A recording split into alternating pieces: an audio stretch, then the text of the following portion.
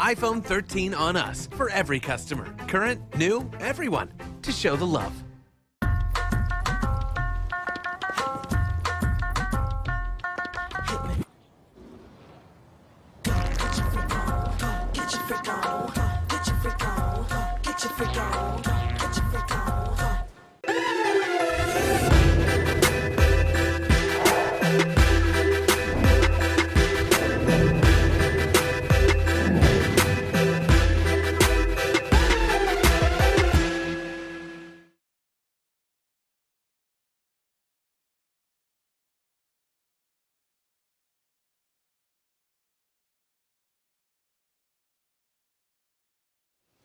So I sent emails out to folks. They were asking me who you talking to.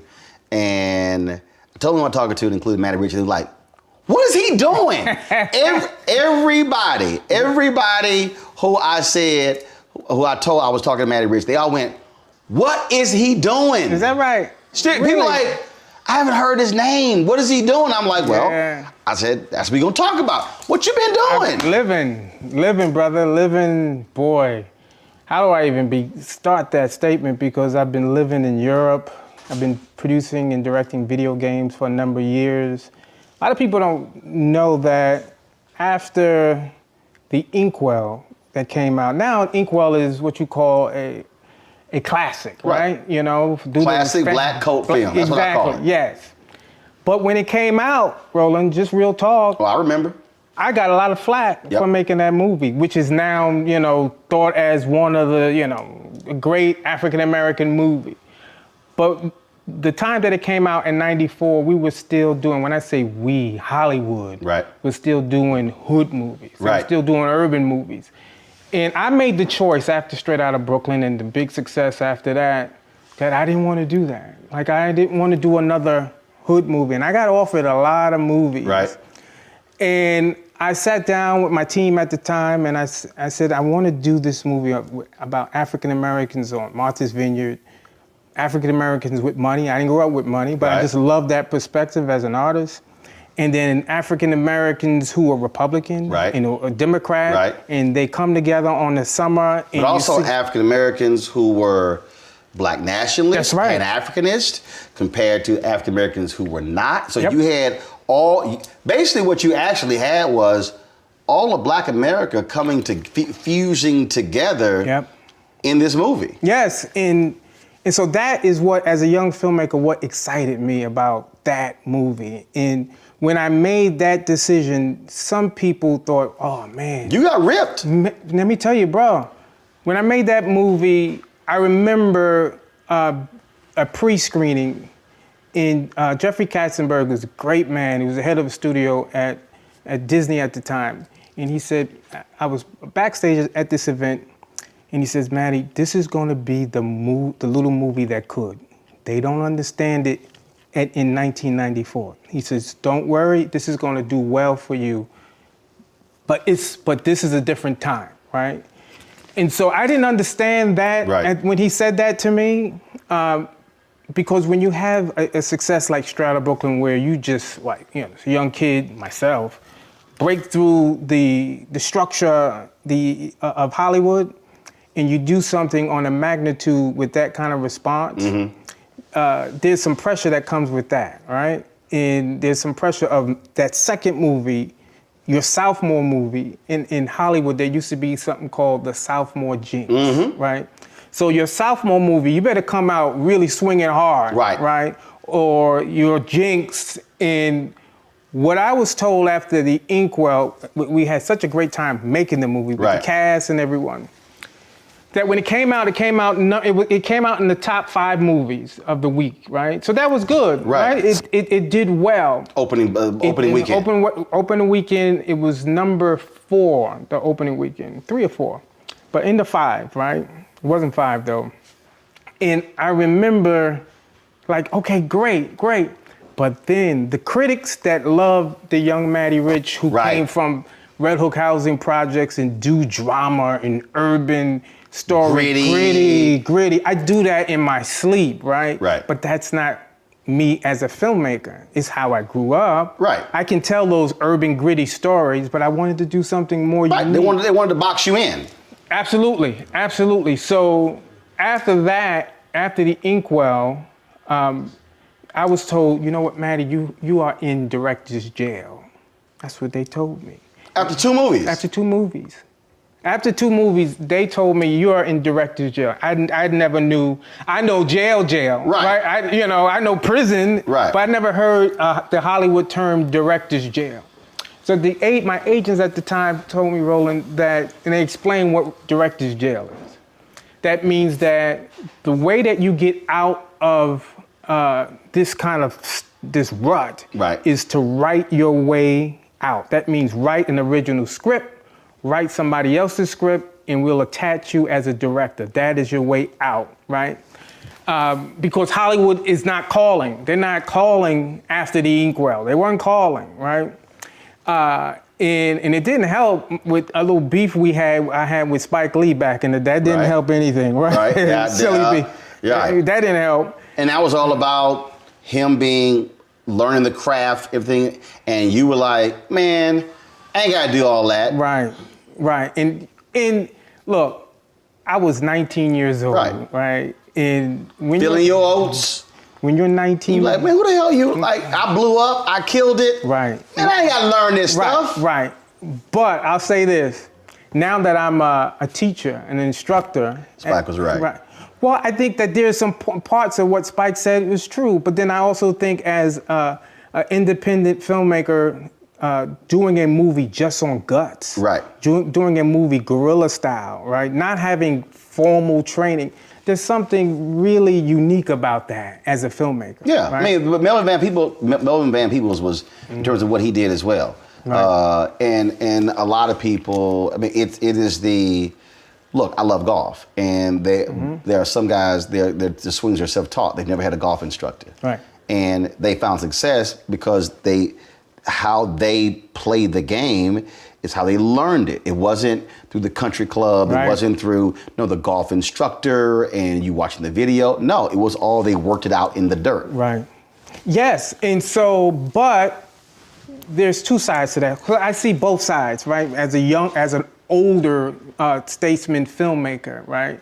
Now that I teach at the American Film Institute and I teach in the master's program, writing and directing and overseeing thesis films, I teach the young filmmakers structure, right? I teach them writing structure. I teach them directing structure, right? And no one taught me that. I learned this by just on-the-job training. Right. In the years of being in the business, in this writing projects, writing the Tupac Shakur project for HBO that I was set to direct, and writing a project for Whitney Houston, the great late Whitney Houston, called Subway Scholar. I wrote that for her for Showtime. Just writing a lot of work that people don't know that I've been writing a long time. Right. I've been selling, I've been writing, but when you're a filmmaker and you're not like making an actual motion picture, people are like, what happened? What? I'm still. Well, it's like I was talking to somebody and I was talking about Bill Duke. And they were like, huh, Bill Duke? They're like, Bill Duke. And Bill has done films, but his start really came in television. Right. And so there are people, and so again, it's sort of like, it used to be, if we didn't know you from the big screen, they didn't care about the small screen. Yep. If you were on the small screen, oh my God. Richard Lawson, I talked about it, he was like, I'm not doing a soap opera. I'm not doing that, but that's still television, and that's still a check, and it's hugely popular. It's sort of the same thing. So people ask you, Matty Rich, like, what happened to Matty Rich? Because you're not seeing you directing. They're not seeing you doing the interviews and the junkets or whatever. Right. But you've been doing you've been working. I've been working. I've been in the field working, been laying a lot of pavement on the writing side, and as I mentioned earlier, on the video game side. I caught the curve in the video game world. Which folks don't realize. Yeah.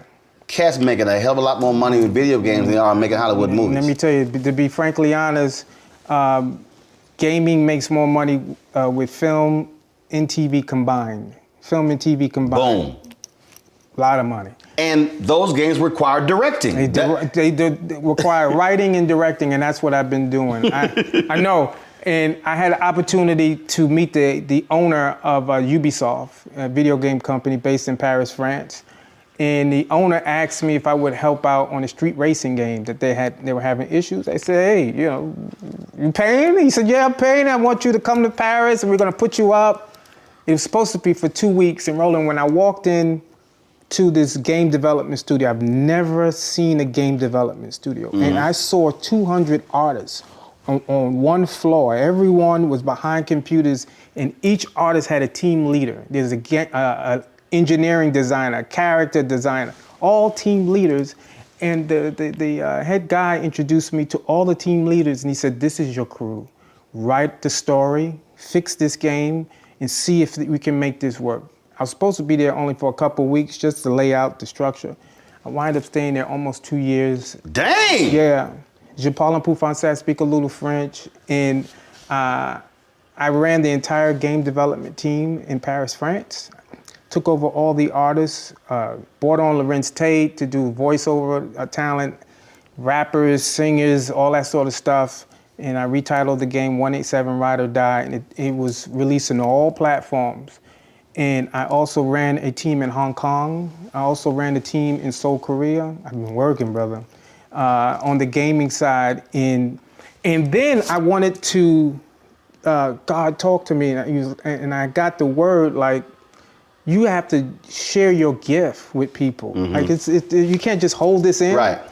And so I started teaching young adults with autism how to make video games, and then also how to do animation short films. And then, as I mentioned, on writing and directing courses for Sundance and the American Film Institute and the Woodstock Film Festival. I just started pouring into other artists to make sure that, yeah, I've done 2 movies thus far, there's more to do, but I wanted to pour into people and give them what God gave me of not just being a film writer or director, but on the gaming side.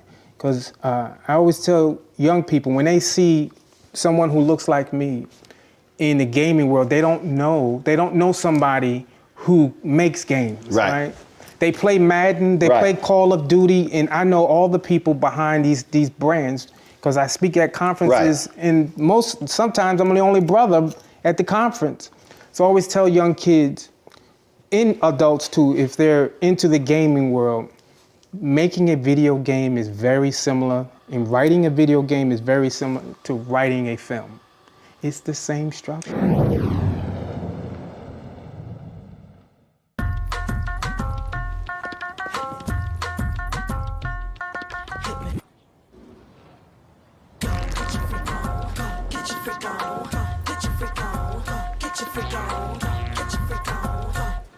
Verizon just gave us all a brand new iPhone 13. We've been customers for years. We got iPhone 13s too. Switched 2 minutes ago, literally right before this. iPhone 13 on us on any unlimited plan for every customer, with plans starting at just $35. All on the network more people rely on. Love our new Alexa. It's a Buick. Yeah, Alexa. Buick. Alexa. It's a Buick. It's an Alexa. It's a Buick. It's an Alexa. Coach, that's a Buick. That's an Alexa.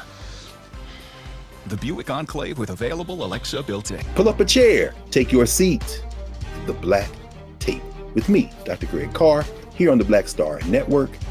Every week, we'll take a deeper dive into the world we're living in. Join the conversation only on the Black Star Network.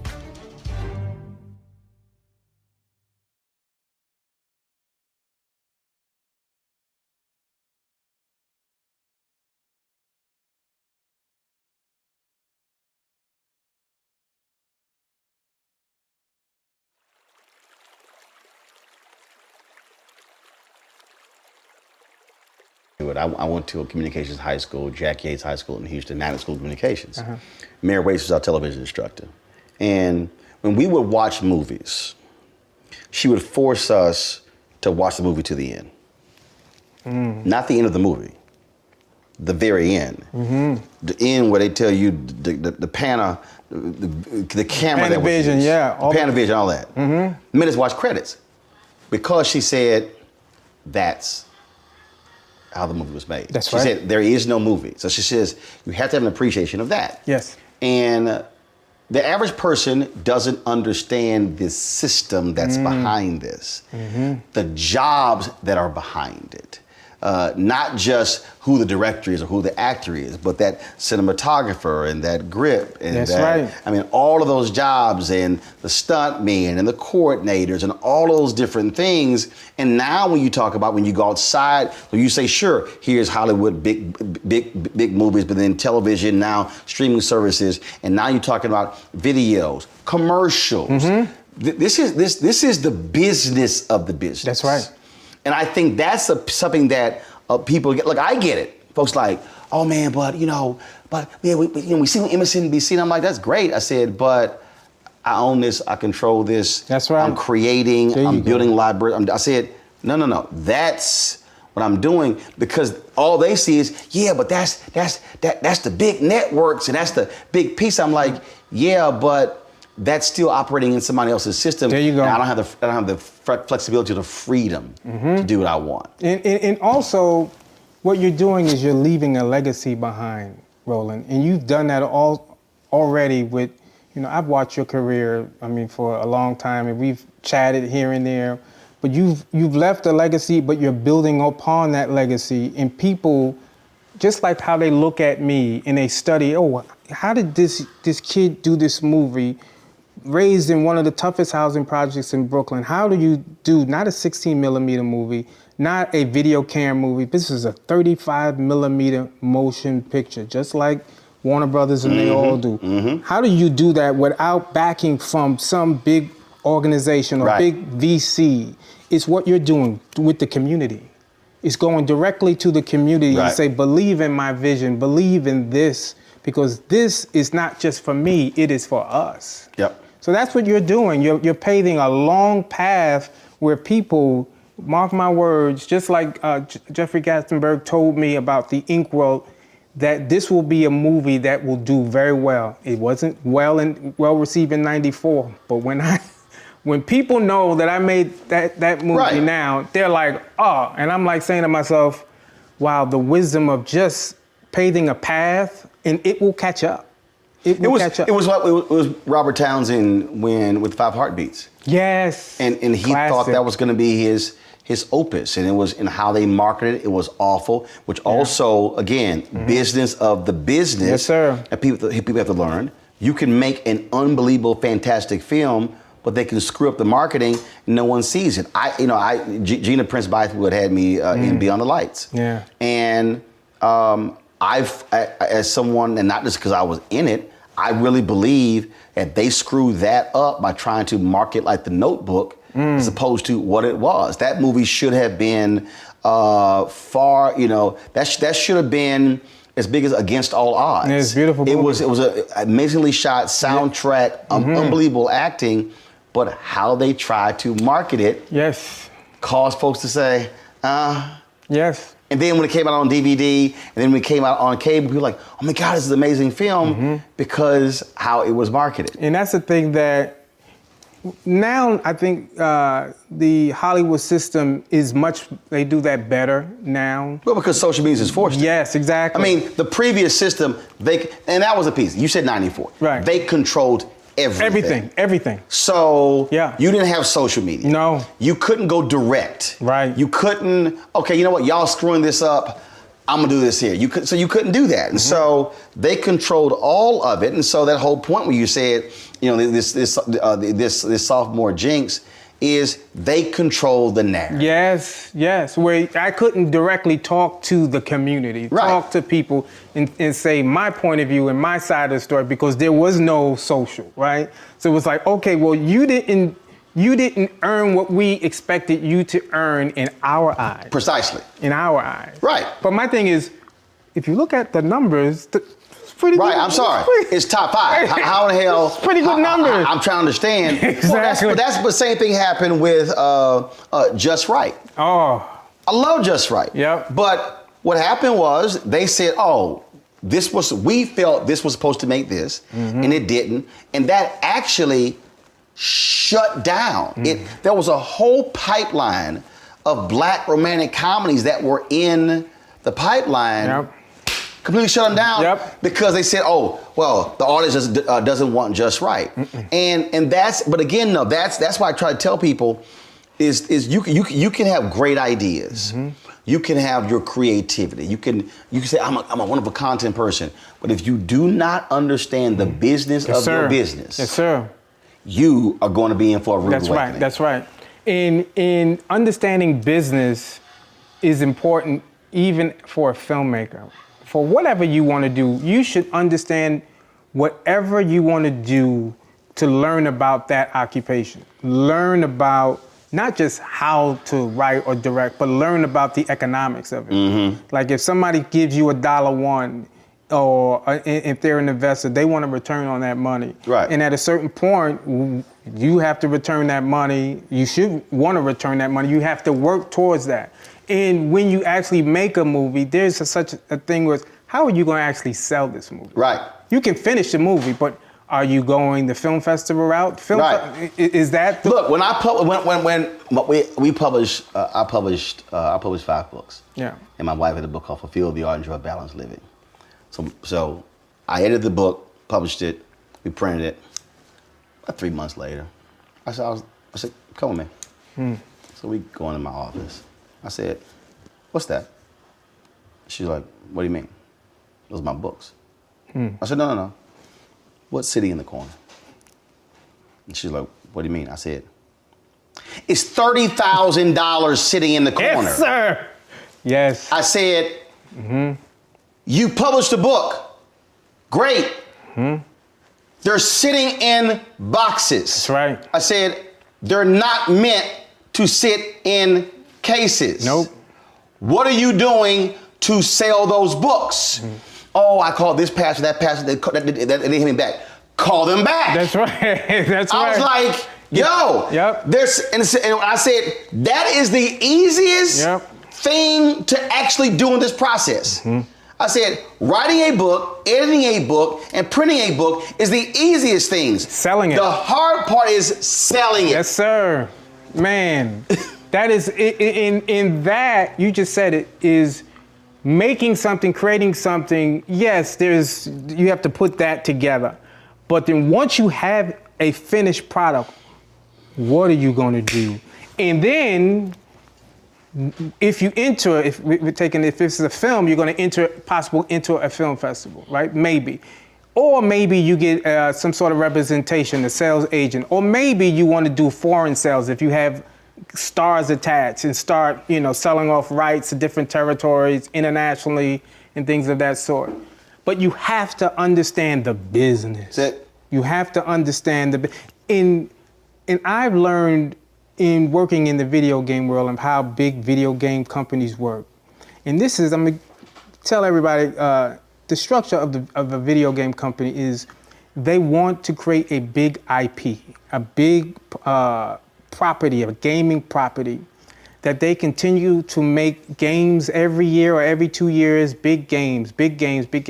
But the key, though, is to take those games and do ancillary opportunities for them, is to make films, make TV shows, make comic books, make 360 degrees. 360. That's why if people who are watching, when you hear the term a 360-degree deal, that's the whole piece. Yes. What are all the spin-offs out of this one project? Yes, sir. In the cable, it's called tentpole.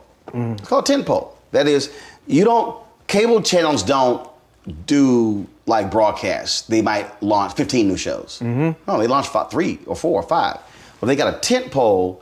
So you take the, like, I hate reality shows, but take the Real Housewives, okay? It's about 10 or 12 of them. That's the tentpole. That thing has created a whole, okay, you know what? We finished that one, that one's gone away. No, we got this one in this city, in this city, in this city, added this city. It's a tentpole. Yes. And people, and so, right, you just can't come with an idea. They're sitting there going, where's the merchandise? Well, where's the toys? Where's this? And you're like, no, but it's just it. No. But then a lot of filmmakers, you're absolutely right, Roland, and a lot of filmmakers, they don't understand this. They'll make a film, and the first thing is, I just wanted to be on a streaming site, just sell it. No, don't sell it. Don't just sell it. You can sell it for a period of time. Right. licensing. Yes. You know. Licensing and selling are two different things. I own Straight Outta Brooklyn. That's my property, 100% of that, right? And so, yeah, when I sold it in the beginning or licensed it, it's for a period of time. Right. But then it has to come back to me unless you pay me a lot of money to get rid of it, right? And so this is another thing for filmmakers to understand the business side of it. Yeah, you may not see me, but I'm okay. Right. I'm okay. Love our new Alexa. It's a Buick. Yeah, Alexa. Buick. Alexa. It's a Buick. It's an Alexa. It's a Buick. It's an Alexa. Coach, that's a Buick. That's an Alexa. The Buick Enclave with available Alexa built-in. Verizon just gave us all a brand new iPhone 13. We've been customers for years. I thought new phones were for new customers. We got iPhone 13s too, switched to Verizon 2 minutes ago. Ours were busted, and we still got a shiny new one. Check it out. So wait, everybody gets the same great deal. I think that's the point. iPhone 13 on us for every customer. Current, new, everyone. On any unlimited plan, starting at just $35. All on the network more people rely on. Don't you think it's time to get wealthy?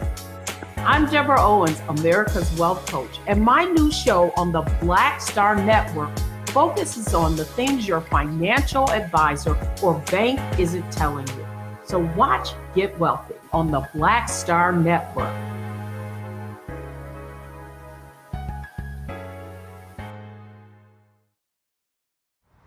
How about sushi? I just had sushi for lunch yesterday. How about tacos? Automatic emergency braking, one of 6 advanced safety features standard on every 2022 Chevy Equinox. Find new technology. Find new roads. Chevrolet.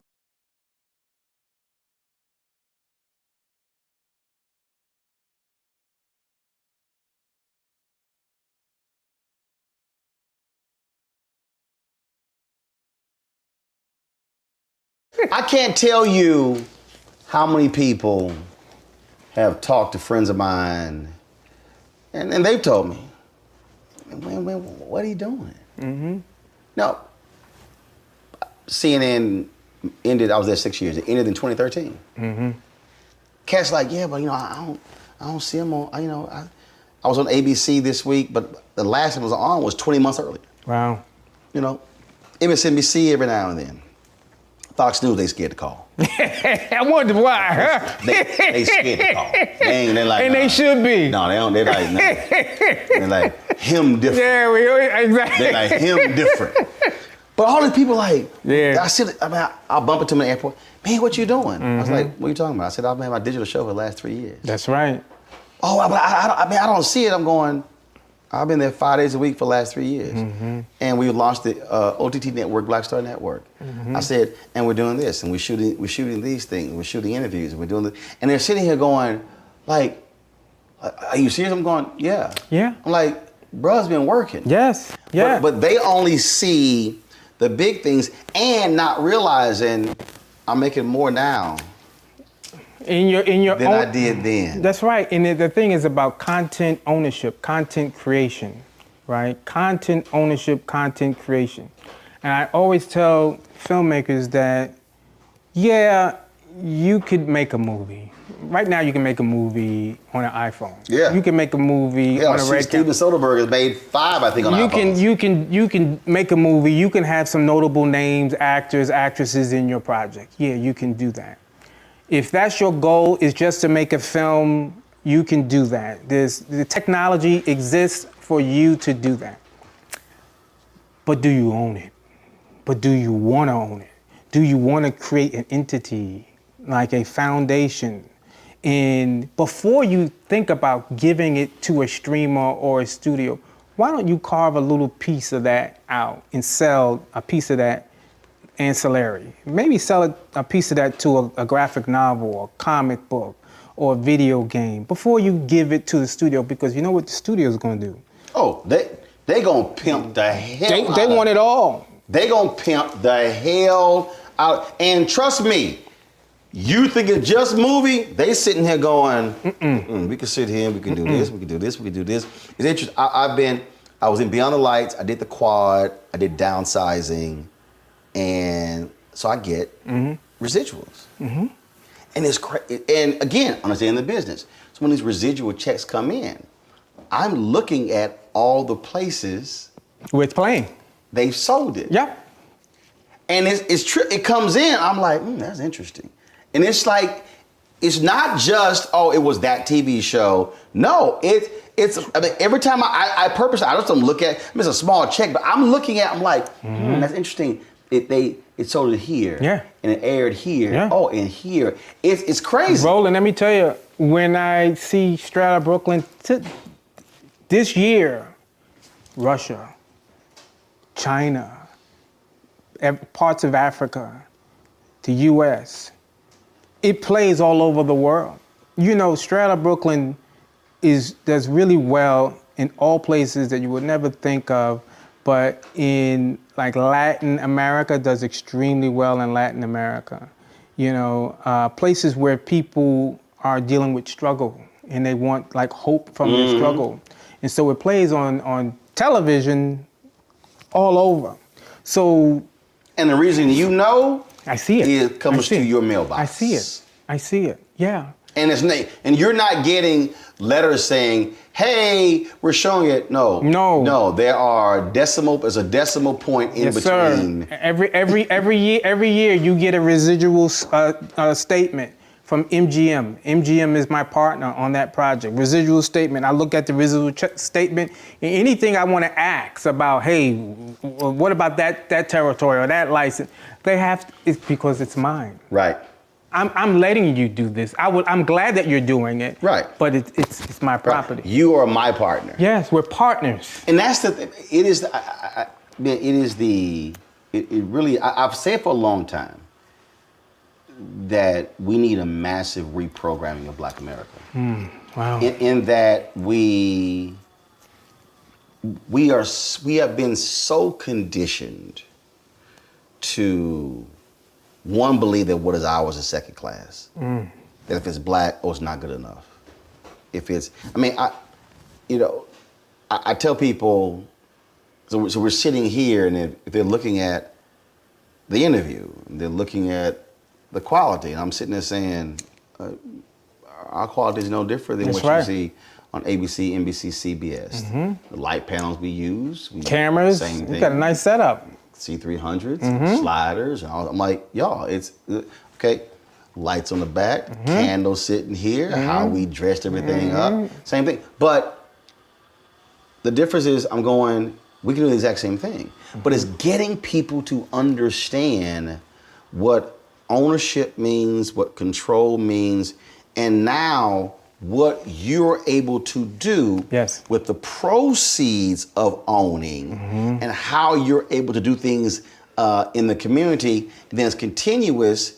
And then none of us wants to think about this when we become from where we are to ancestors, then our estate. There you go. And that's the thing, man. I tell folks, you can't just dismiss and go, yeah, but that's just so small. I'm like, trust me. Just because it's big over there. When Prince did Emancipation, did an interview, and he said, he told the reporters, I made more off of Emancipation than I made off Purple Rain. Wow. And they went, what? And he's like, yeah, because I understood the business behind it. Yes, sir. And you're right about having those classes of the business structure, especially as an artist, understanding that you are the business. Oh, yes. You are the business. Or you are the mark. Oh, that part too. See? Yes. And they love the cats. Let me tell you. Who, I don't want nothing about that. I just want to act. I just want to sing. I just want to chat. They love you. Yeah. They sitting here saying, oh, I'm about to get paid. Oh, yeah, exactly. I'm going to milk that, and then I'm going to send him on his way. And then I'm going to send my kids to college on his ass. There you go. I'm going to pay for the down payment on my son's house off his ass. That's real talk. And cats are not understanding that. They're not sitting here going, and that person, not acting, not directing, not singing, doing nothing. They sit in the office and they like, Go ahead. Go ahead. You making me a millionaire. There you go. And you gonna end up broke. Because we are interested in the 15 minutes of fame, the fame factor. That I want to see my face here on this channel or on this magazine. Or I want my folks to see it. Yes. I want Yes. Y'all didn't see me. Y'all didn't see me on stage, and they're feeding off of that. Well, that person over there is banking. Right. So you need that validation. They need that validation. See, that's it. That validation they need. But if you sit back and think, you know what? Look at your career as artists, and sometimes artists have a manager that could be 10, 15%. You can have an attorney that could be 5%. Then you got Uncle Sam down your throat, right? So also you got agent, business manager, yep, lawyer. Yep. 25% already walked out the door. Gone. It's gone. You ain't even, that's gone. Top tax rate's gonna be 39%. Yes, sir. If you live in California, you make more than $1 million, it's the millionaire's tax. So you go 39, 25, 64 gone. Gone. And then artists don't realize we ain't even mention publicists. And then they got to deal with the high rent, the ownership of vehicle. I mean, it's just a lot. And so that's the business. It's the business, and artists need to understand that before you say I need this person and that person can help me, this and that. I'm living proof of being independent, and I still am independent. Right. From the beginning of my career. Yeah. Yeah, I did a studio movie. Right. But then the studio movie said, yeah. I'm like, okay. Right. That's how you feel? All right. I'm gonna do something. I'm gonna flip the script on you and then own what I do. See, that's how the reason I can identify with that is because that is also my career. In that, yes, I worked at the Austin American Statesman, the Fort Worth Star Telegram, 2 mainstream daily newspapers, but I still did stuff for black newspapers. There you go. I left there when we covered the Alfred P. Murrah Federal Building blowing up in Oklahoma City, and I actually led our team on the ground for the first couple of days, and really the next 2 days, I said, I can do this. I was 24. I said, I can do this. So I left to become news director, morning anchor at the radio station, running the operation. But even when I joined CNN, I never left TV One. Even after TV One, I had other things as well. I did not, my whole deal was, I do not want anybody to control my money. There you go.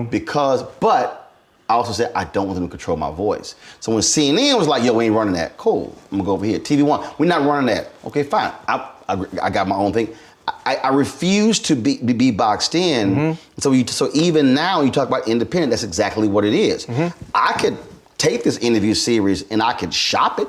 I could say, man, but now you have notes. No. Now, I want you to change the color scheme. Right, and we want a co-host too, by the way. I want to be shot different. Well, I want you. I didn't like how the questions were, and so can you make it? Can you do it this way? And so now all of a sudden it's all. I'm good. Yeah. I'm good. You know what? Yeah. But here's the piece. I'm content with who watches it. Yeah.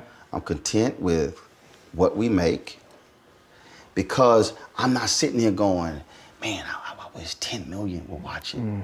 I wish I was getting 5 million for this project. No, I'm good. And see, and I can relate to that, because that's how I see myself in my career.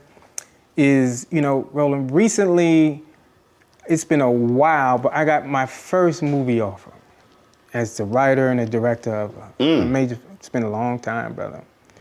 And I had to sit back and I asked the producer who approached me on this, and he says, I saw you speak at the American Film Institute in the way that you speak and you spoke to the students. And I said to myself, yeah, I can get this director or that director, but he has a vision. And I've looked at your story and I've seen your journey, and it's a different journey than many other my colleagues in the industry. And I love them all. I look, when I'm living in Europe and Asia for a while, I love watching our culture, our films. But my journey is different. It's more on the independent side. And not saying that I'll never do a studio movie because I like that money too, right? But it depends on the project. It depends on the piece. And I look at my career and I say I've done two movies, but two of the most popular movies that do extremely well for me. And yes, who wouldn't want a catalog of 7 movies or more movies? Yeah, there's more movies to do. But as an artist, and I tell artists this, you have to keep yourself open for other opportunities to come. Because if I was closed-minded when the CEO of Ubisoft and I talked and he said, hey, would you go to Paris? If I was closed-minded and said, nah, I'm waiting for my next movie. Right. Or not just closed-minded, or I look at it another way, you want me to do video games? Right, exactly. Yes. That's... Right. Richard Lawson said that. He said when his agent came to him the first time and said, I want to do a soap opera, he fired the agent. He was like, what is wrong with you? He said, but a decade later, when it came, he had this iconic role and that is still remembered today. And he said people were walking up on the street and talking to him. He said it hit him like, wait a minute, hold up. Here I was fighting this thing. Because I saw that it was beneath me. Right. And that is it, man. I'll have these people who will say, man, you ain't nothing but a YouTuber. And I'll sit there and go, you know this dude over here makes $8.5 million a year on YouTube. Come on. Yep. So I'm like, you can sit here and call me a YouTuber all you want to. Right. Right. 8.2 million is 8.2 million. There you go. Now this cat over here on TV making $15,000 an episode times 22. Right, come on. Look at the numbers. Add them up. I'm just saying. So I'm like, you can say whatever you want to say. It's okay. You ain't on a network. Okay. No. I mean, but see, those people and those naysayers are people who have an opinion that aren't the artist, that aren't the brand builder. That is just the noise that comes with building a brand. But we also, though, have to see again when it came with the movie. Two things happened. You basically said, do I want this or do I need this? Right. Do I need this for the money? Right. Do I need this for the validation? Versus, do I want this because of what it is? That's right. And I think that's also the difference. It's the validation part, the validation piece is so crucial because I tell people all the time, before you say yes to anything, you have to say, what is driving me to say yes? Right. Money is the last thing. Yeah, that should never be the first. Everything we do, everything I do, I said, no, I need to know what I'm doing. What is it? Money is the absolute last thing I negotiate. So we got to go through all these things first. Then we get to the money. Because see, what they're used to, yeah, here's a check. Putting the money, That's you right. like, okay, right, that much? Okay, yeah, I'm fine. Without then asking, whoa, who's running this? Yeah. Who's controlling? What? How much say-so do I have? And that's the thing, man, that I think we got to get people to. Whether we're talking in my business, your business, but this same thing applies to engineering, architecture, applies to no matter what job. And look, and we all, as you said, we all want to be paid well. We all want to do well. But when that is the driving force, what happens then when you get it and now you're like, I'm miserable as hell? There's a price that comes, exactly. There's a price that comes with taking that check without looking at the other things that mean something to you. Number one, I always say to myself, why do you want to do this? Why? what's the purpose and the meaning behind this story, right? Why do you want to tie your artistic, vision to something like this? Next thing I want to know is, how much control do I have? That's right. How much control? Because if I don't have a lot of control, and you, as the check writer, can tell me that don't work, this don't work, then do I really want to go down that road? Or what it actually tells me is, this ain't my project. Yeah, this is really not, I'm just sitting in the chair. Exactly. It's really your project. Right, exactly. In some producers, when you have a name, a Roland Martin name, a Matty Rich name, you have some sort of, backstory behind that name, they will need that name for finances to bring that money, right? And so, they'll give you a nice little piece of it, but then they got the pie of it, but they'll use that brand. So to use the brand that I've worked so many years, I want to know what's in it for me. Yep. Number one, do I want to tie my creativity to it? What kind of power do I have to being attached to this? Right. And then lastly is, how much is the deal, right? Yeah. And as artists, we need to learn more about the business side, yeah.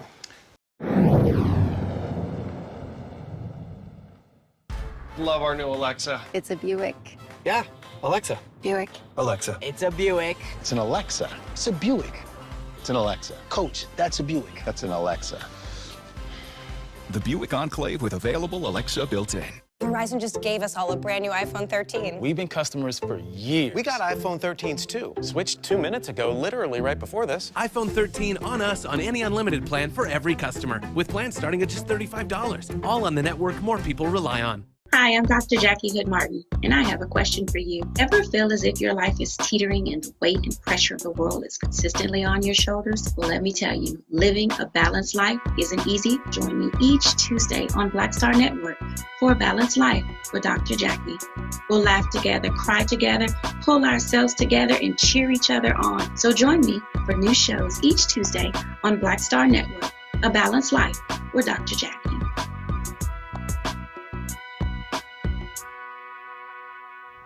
How about sushi? I just had sushi for lunch yesterday. How about tacos? Automatic emergency braking, one of 6 advanced safety features standard on every 2022 Chevy Equinox. Find new technology. Find new roads. Chevrolet.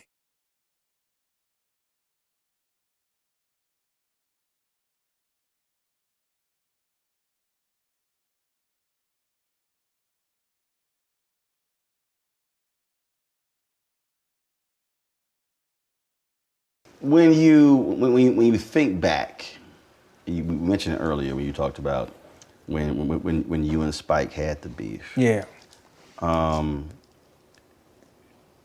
Do you think back and say, you know what, I or we should have taken that and said, let's do it one-on-one, as opposed to allowing it to play out in the future? When I interviewed Spike, he had a very public spat with Tyler Perry. And then Tyler said they later, Spike flew to Atlanta, they sat down and met. And so when Tyler dedicated his studio, one of the sounds they did is named after Spike Lee. Nice. And I think that's also the deal as well, recognizing that, you know what, I'm not about to participate, about to give them clickbait. And where they're feasting off of us sitting here battling. That's right. As opposed to us actually talking and sharing these ideas and issues. When you think about that, are there moments where you say, I was 19 and this is where I should have listened more or sought out someone at that level and said, talk to me about what the issue that you have? I think that, number one, Spike Lee is an icon. You know, let me make this very clear. You know, if people ever track what I've said about Spike, probably not much, right? The crazy thing is, Spike and I have only met twice. Really? Only met twice. But people ask me about Spike Lee all my life. And being a 19-year-old film, I'll tell you even the 2 times that I met him. The first time was, I was at the premiere of, I think it was Jungle Fever, with Miles Davis. And then Terry Williams, my publicist, so she set us up to meet. So I met him. I have a picture with me, Spike, Miles Davis, and Mario Van Peebles, right? It's the first time I met Spike. The second time I met Spike was we were at this post-production facility. And it was just one-on-one. And of course, as a filmmaker, who doesn't admire Spike Lee? I'm born and raised in Brooklyn. He's born and raised in Brooklyn. He started indie? I started indie, right? And so I was 19, I was full of vigor, I was the Brooklyn, filmmaker. And of course, when you get older, it's like, this is a statesman, right? This is somebody who, he was in his mid-30s at the time, but somebody that I looked up to. Of course, I looked up to Spike Lee. Of course, who didn't? I mean, he's a genius. But then also, I was this kid from Brooklyn, right? That felt like, give me my damn respect. I made this, this creative art, right, that people are responding to. And it would have been great if we had the opportunity to sit one-on-one. But I've never, there was another time, there was another time where we were on the cover of the New York Times Magazine. It was me, Spike, great late John Singleton, Mario Van Peebles, the Hudlin brothers, Ernest Dickerson, and Charles Lang. It was the only other time I saw Spike. After that, I've never seen the brother in 20-some years. Was that a conversation? When y'all, it was one-on-one, did y'all actually talk? No, I can't even recall, I can't even recall that. I think a lot of it back in the day was like this media thing, because he was hot, I was hot, it turned into something, and I can't even remember the whole what it was about, but I've never had an opportunity one-on-one like you and I are sitting together, even to have a conversation with Wow, people don't realize that I probably have met Spike, like I just mentioned, probably 3 times in my life, and we've never talked, but he has gone on to say things about me and on TV shows and articles and things like that. And especially for 2 guys being from Brooklyn, same spot, same thing. Anthony, bring my phone. So I mean, that's crazy. But, people don't realize that probably seen Spike Lee 3 times in my entire life. See, it's like me. Look, I'm from Houston. Yeah. And if there's somebody if there's someone who's in my space who's from H-Town, I'm a track them down, right? Because that's just, you have a natural connection. You have a natural thing, right? And then especially if that was this sort of this big hoo-ha, back and forth. And it would be very interesting to hear, because with him teaching, right, and now you teaching, I mean, it'd be very interesting. That'd be very interesting to me. What he would, first of all, what the 2 of you would have to say. Now that you're sort of operating in the same space. Yeah, I mean, that would be very interesting to me, because like I say, what you're doing right now, that would be a trip. Yeah, I mean, look, Hold on 1 second. Okay. Spike. What's up, babe? So I'm in LA right now. I got a one-on-one series for my network, Black Star Network. And I'm interviewing Matty Rich. What's going on, and brother? Matty Rich said, in all of these years, y'all have never actually sat down for a one-on-one, just learning, because now he's teaching. And I said, really, 2 cats, Brooklyn, independent? And I said, how? Now he's singing your praises and everything. I said, how? Well, let me just say this, that. Well, y'all gonna sit down and no, I just told him, I said, it'd be amazing. I said, just to be able to chat and trade notes. Well, he knows my office is. Hey, I would. He right here. I would love to sit down and talk, but it's been a while, and it's a pleasure to hear your voice, brother. Yeah, same here. Well, I'm in the same place, Fort Greene, baby. Yeah. Well, I'm a firm believer in people talking. I just think, again, because it will be great for with him. What you say, American Film Institute? Yeah. When you teach it as well, man, y'all two now teaching, and the stuff he was telling me what he's doing with video games is crazy. Doing the video games, so. And so I would just say this. It was good, brother. Good to see you. Yes, I'm doing good, man. I'm in LA. I'm in LA, but I was living in Paris, France for a number of years. You know, doing. Je parle un peu français, bro. Je parle un peu. But you look good, brother. Just wanted to. I'm so happy you did this. Like I was telling Roland that I haven't seen you. I think I may have met you maybe 3 times in my life.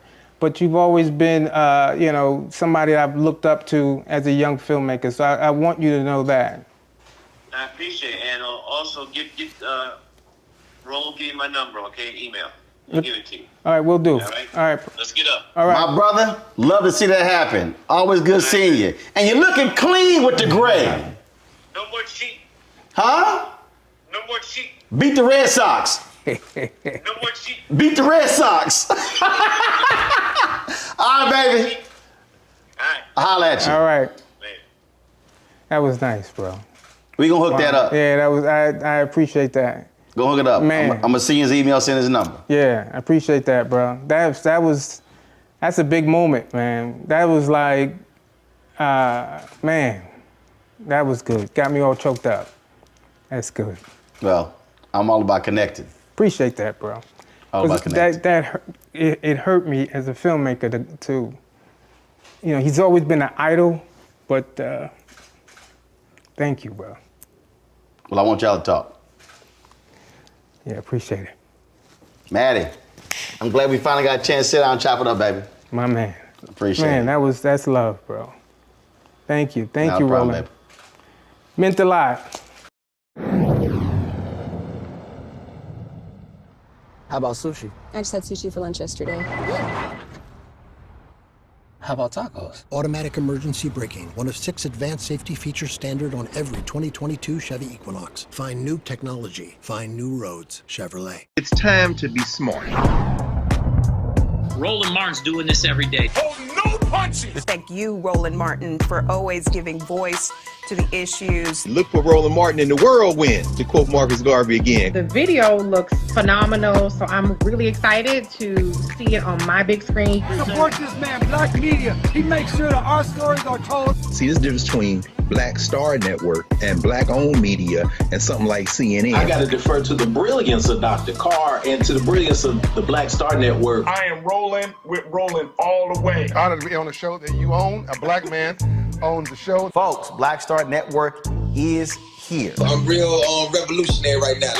Roland was amazing on there. Stay black. I love y'all. I can't commend you enough about this platform that you've created for us to be able to share who we are, what we're doing in the world, and the impact that we're having. Let's be smart. Bring your eyeballs home. You can't be Black-owned media and be scared. You dig?